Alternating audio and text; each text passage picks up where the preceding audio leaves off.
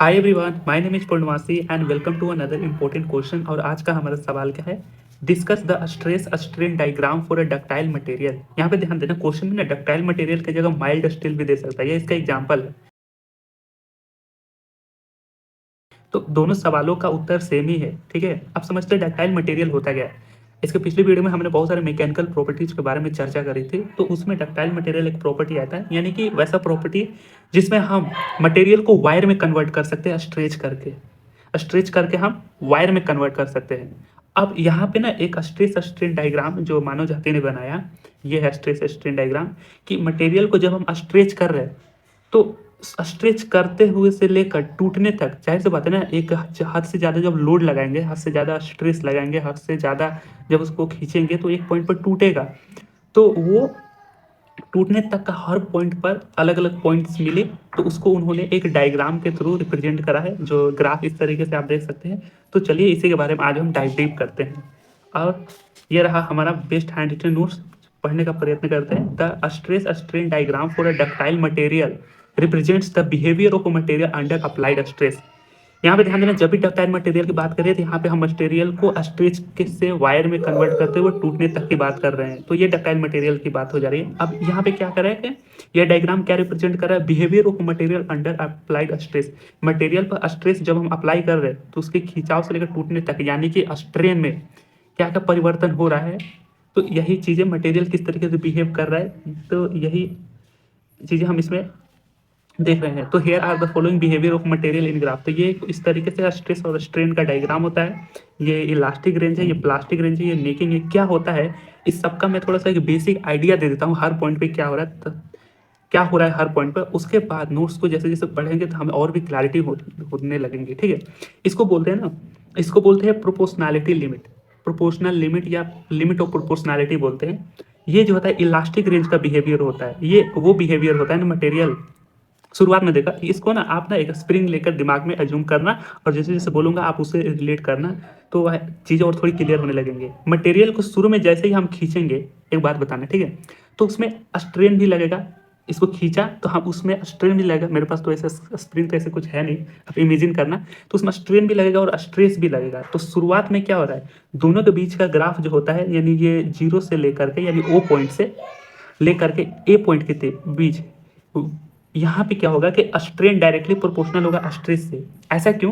क्योंकि मटेरियल को in range के बीच, जीरो से ए के बीच में जब भी हम खींचेंगे तो वहाँ पे इलास्टिसिटी जनरेट होगा। इलास्टिसिटी प्रॉपर्टीज का मतलब होता है कि मटेरियल के ऊपर एक्सटर्नल फोर्स हटाने के बाद वो पुनः अपने वापस स्थिति में, वापस अपने साइज में आ जाता है। तो जीरो से ए के बीच में खींचा, मटेरियल पुनः अपने वापस स्थिति में आ गया, फिर खींचा, फिर पुनः अपने वापस स्थिति में आ जाता है। तो जीरो से ए के बीच में एक स्ट्रेट लाइन का कर्व बन रहा है। यहाँ पे ये समझना कि खींच रहे हैं तो जाहिर बात है उसमें स्ट्रेन तो बढ़ ही रहा है, लेकिन वो पुनः अपने वापस उसी रीजन में आ रहा है। तो यह एक इलास्टिक बिहेवियर यहाँ पे शो करता है। आपने यंग मॉडल्स के बारे में तो शायद जाना होगा कि stress directly proportional to strain within elastic limit.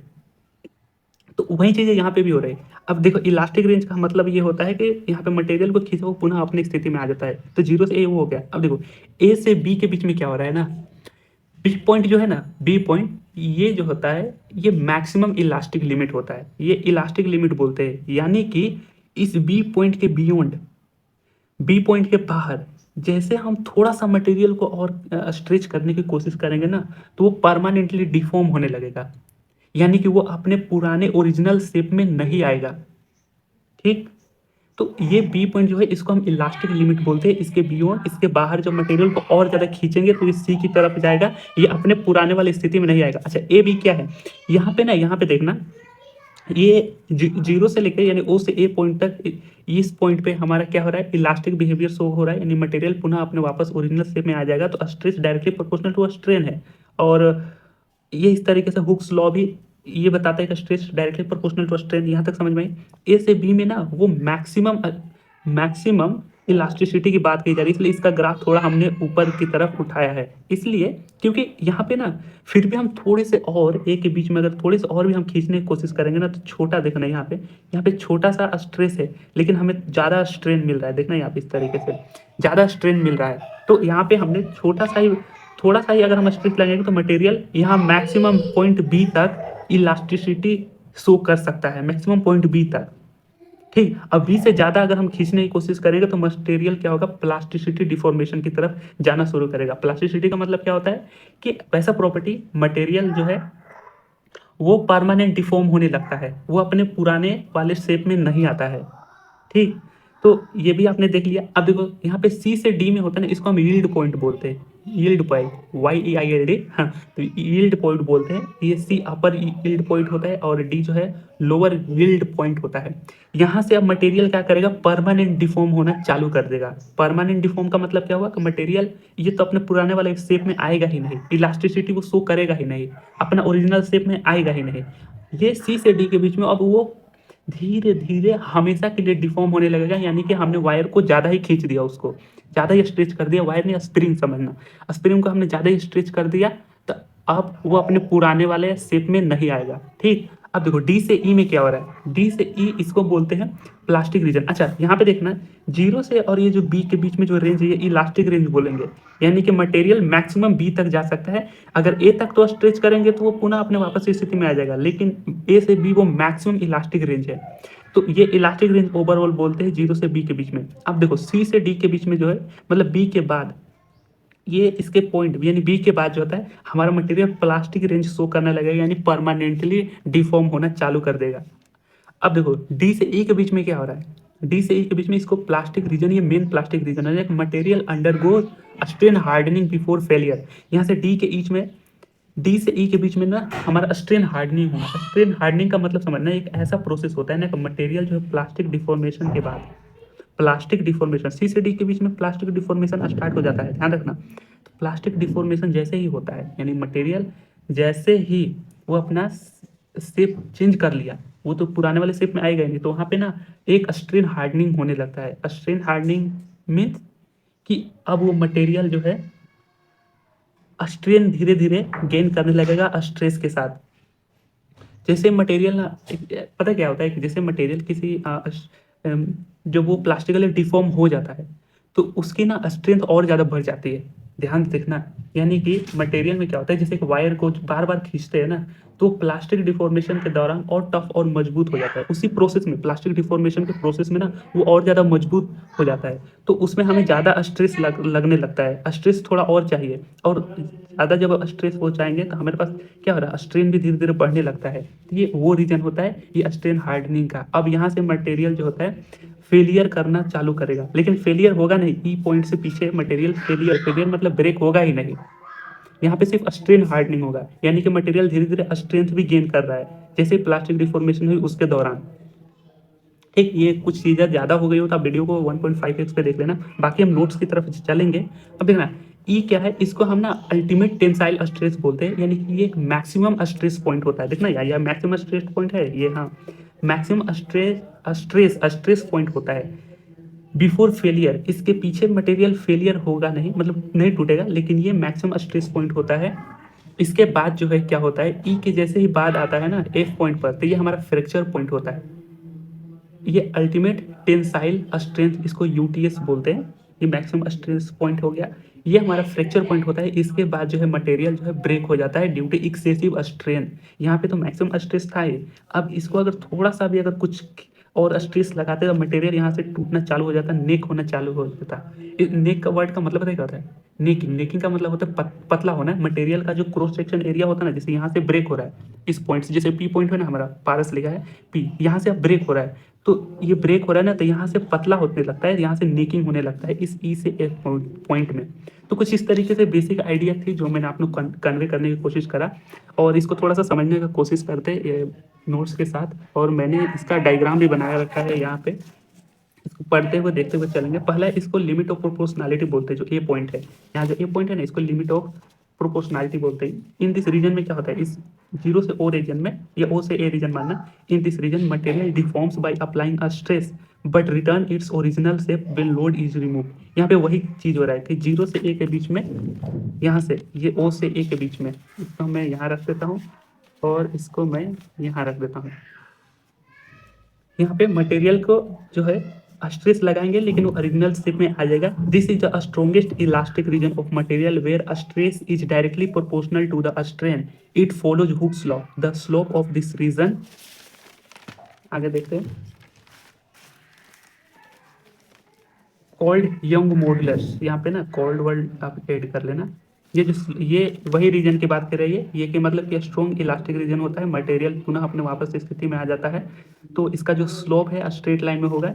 आपने यंग मॉडुलस इसको बोलते हैं, ई से डिनोट करते हैं। मैथमेटिकली हुक्स लॉ क्या कहता है, strain directly proportional to strain, और स्ट्रेस जब इक्वली करते थे ई इंटू स्ट्रेन होता है, तो कुछ इस तरीके का फॉर्मूला हो गया।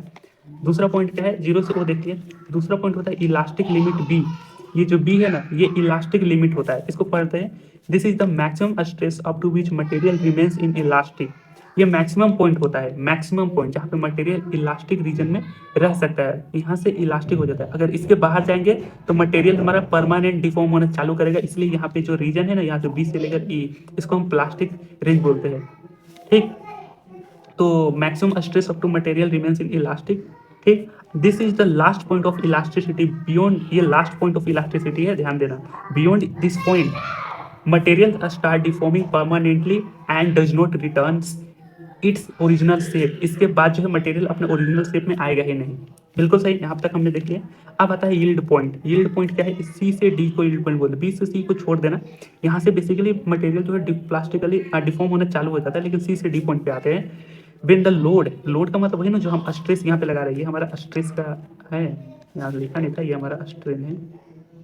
ठीक, when the load increased beyond elastic limit material achieves plastic deformation, यानी कि in this region material will not return its original shape। यही बात है, मैंने यहाँ पे भी लिख दिया। अब यहाँ की बातें चाहो तो मत लिखना, यहाँ तक इसमें यहाँ तक जाना ना कि this is the last point of elasticity. इसके बाद वाले पॉइंट छोड़ भी सकते हो, नोट्स अगर ज़्यादा भारी लग रहा है तो। In this region will not return its original shape. ठीक, इस रीजन के बाद जो है मटेरियल अपने ओरिजिनल शेप में नहीं आएगा। बिल्कुल, हाँ बिल्कुल सही। देखो, at upper point yield point C, इसको ना मतलब sorry, at upper yield point C material starts yielding. Yielding का मतलब होता है वही permanent deformation without much increasing in load, without much increasing in load. यहाँ पर जो प्लास्टिक डिफॉर्मेशन स्टार्ट होता है, लेकिन ये जो सी है ना, इसको हम अपर यील्ड पॉइंट बोलते हैं, अपर यील्ड पॉइंट। और इसको ना हम लोअर यील्ड पॉइंट बोलते हैं, लोअर यील्ड पॉइंट। अब अपर यील्ड पॉइंट पे क्या बोला है कि यहाँ पे ना अपर यील्ड पॉइंट से मटेरियल स्टार्ट्स यील्डिंग, यहाँ पे परमानेंट डिफॉर्मेशन चालू होने लगता है। कैसे? एट, यहाँ पे स्ट्रेस की बात क्या जा रही है, at without much increasing in load. यहाँ पे स्ट्रेस ना सिग्निफिकेंटली ज़्यादा इंक्रीज नहीं करेगा, यहाँ पे स्ट्रेस इंक्रीज ही नहीं करेगा। यहाँ से मटेरियल जो है प्लास्टिकली डिफॉर्म होना चालू कर देता है विदाउट मच इंक्रीजिंग इन स्ट्रेस। इसलिए इसका ग्राफ थोड़ा सा बेंड किया गया है डाउनवर्ड की तरफ। अब यहाँ पे कहना है without much increasing in load, जबकि whereas lower end point D material continuously deforms at constant lower stress. ये लोअर स्ट्रेस है। यहाँ पे क्या हो रहा है कि डी पॉइंट पे क्या हो रहा है, मटेरियल जो है कॉन्टिन्यूसली डिफॉर्म करेगा। यहाँ से अब मटेरियल डिफॉर्म होना चालू कर देगा कॉन्टिन्यूसली। कॉन्टिन्यूसली डिफॉर्म का मतलब वही हो रहा है, प्लास्टिक रीजन में आ गया है। अब वो मटेरियल, वो जो हमारा स्प्रिंग जो है, वो कॉन्टिन्यूसली, लेकिन एक जो है एकदम लोअर स्ट्रेस लेवल पर, ये जो पॉइंट है ना, एक लोअर स्ट्रेस लेवल है, तो इस पर हमारा मटेरियल जो है लोअर स्ट्रेस लेवल पर कॉन्टिन्यूसली डिफॉर्म होना चालू कर दे। ये थोड़ा सा समझना बड़ा मुश्किल था मेरे लिए भी, लेकिन आप यहाँ पे देख सकते हैं कि नोट्स में किस तरीके से लिखा है। बेसिकली यहाँ पे यही था कि प्लास्टिक रीजन में सी से डी के बीच में बस बेसिकली मटेरियल जो प्लास्टिक रीजन को शो कर रहा है। तो आई होप ये यील्ड पॉइंट में भी कुछ बेसिक आइडिया हो गया। अब आते हैं चौथा पॉइंट जो है, मटेरियल अब डी से ई की तरफ जाएगा। सी से डी हमने देख लिया, अब डी से ई की तरफ जाएगा। यहाँ पे क्या हो रहा है कि after yielding point material gains a strength as stress increases due to strain hardening. यहाँ पे एक न्यू पॉइंट होता है स्ट्रेन हार्डनिंग। स्ट्रेन हार्डनिंग का मतलब अभी के लिए बस इतना ही समझना ना कि जब भी मटेरियल प्लास्टिक डिफॉर्मेशन हो करता है, प्लास्टिक डिफॉर्मेशन मतलब परमानेंट अपना शेप को बदल देता है या बदलना चालू करता है, तो उसमें जो है हमारा स्ट्रेन हार्डनिंग होने लगता है। अब स्ट्रेन हार्डनिंग में मतलब ये हो गया कि मटेरियल ना धीरे धीरे टफ और मजबूत होता है। हालांकि उसकी फ्लेक्सिबिलिटी कम होती है, हो सकता है वो एक टाइम के बाद टूट भी सकता हो, ठीक, लेकिन वो और भी मजबूत हो जाता है, जिसके लिए हमें उसको तोड़ने के लिए थोड़े और स्ट्रेस की जरूरत पड़ेगी। तो यहाँ पे हमने थोड़ा और स्ट्रेस लगाया, तो वो स्ट्रेन भी हमारा बढ़ने लगेगा, क्योंकि ये प्लास्टिक रेंज के जोन है। तो यहाँ से मटेरियल जो है, यहाँ से जैसे कि ये एक वायर है ना, और एक वायर, तो इस तरीके से टूटना चालू कर देगा। ये बेसिकली इस रेंज में वो मटेरियल ज़्यादा ही यहाँ से बिखरने, यहाँ से टूटने वाला पॉइंट है ये हमारा। तो यहाँ से मटेरियल जो है प्लास्टिकली डिफॉर्म होना, ये स्ट्रेंथ गेन तो कर लिया है, लेकिन यहाँ से डिफॉर्म होना चालू करेगा। तो यहाँ पे इस तरीके से स्ट्रेंथ गेन करेगा। जैसे जैसे हम स्ट्रेस को इंक्रीज करते हैं, स्ट्रेंथ को इंक्रीज करें, तो बेसिकली ये मटेरियल स्ट्रेंथ ही गेन कर रहा है। अब यहाँ पे क्या रहा है, in this plastic range where material deform permanently, this is the plastic range. ये वही प्लास्टिक रेंज है मटेरियल जो परमानेंटली डिफॉर्म हो गया।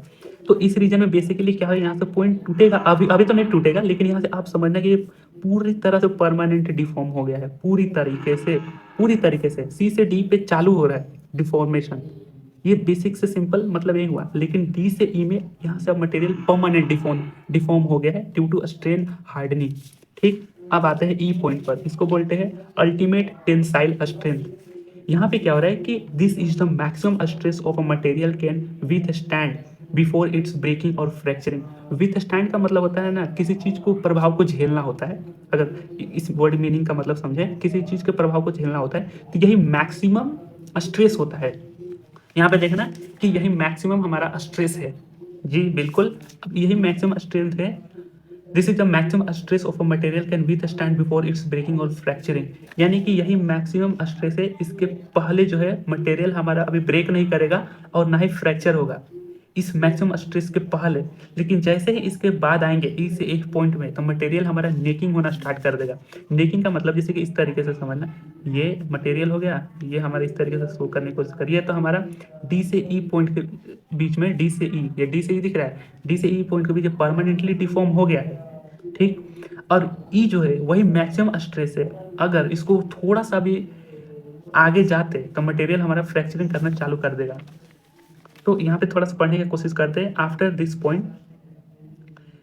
ठीक, बिफोर, थोड़ा सा फिर से पढ़ते हैं। This is the maximum stress of a material can withstand before its breaking और फ्रैक्चरिंग। वो मैक्सिमम स्ट्रेस पॉइंट है जिसके पहले मटेरियल अभी टूटेगा या नहीं, अभी फ्रैक्चरिंग टूटेगा नहीं, लेकिन आफ्टर दिस पॉइंट, जैसे इस पॉइंट के बाद गया, material starts necking, means it's cross section area starts reducing. तो जैसे ही हम डी से बाहर ई की तरफ आ रहे हैं, तो मटेरियल जो नेकिंग करने लगा, देख रहे हैं यहाँ पे इसका क्रॉस सेक्शन जो एरिया है वो इस तरीके से, मानो ये मटेरियल इस तरीके से मानता हूँ, ये फ्रैक्चरिंग होना चालू करेगा एक पॉइंट पर वैसे, लेकिन यहाँ से नेकिंग होना चालू कर दिया, ये नेकिंग होना चालू कर दे ई से एफ के बीच में।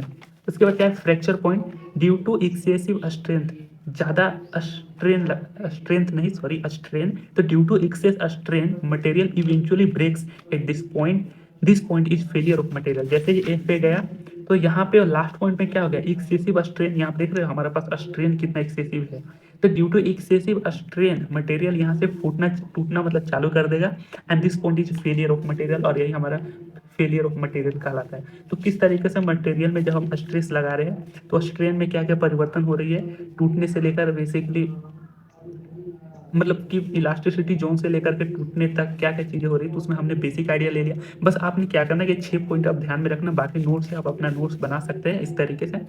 तो आप क्या करना है, 6 पॉइंट्स को ध्यान में रखना कि ये प्रोपोर्शनैलिटी ऑफ लिमिट होता है, ये इलास्टिक लिमिट होता है, ये सी और डी यील्ड पॉइंट होता है, ये ई क्या होता है, अल्टीमेट टेंसाइल स्ट्रेंथ होता है, फिर ये फ्रैक्चर पॉइंट होता है, और इसमें क्या क्या चीज़ें होती है बेसिक आइडिया होगी, आप इतना लिख सकते हैं और ये डायग्राम बना सकते हैं।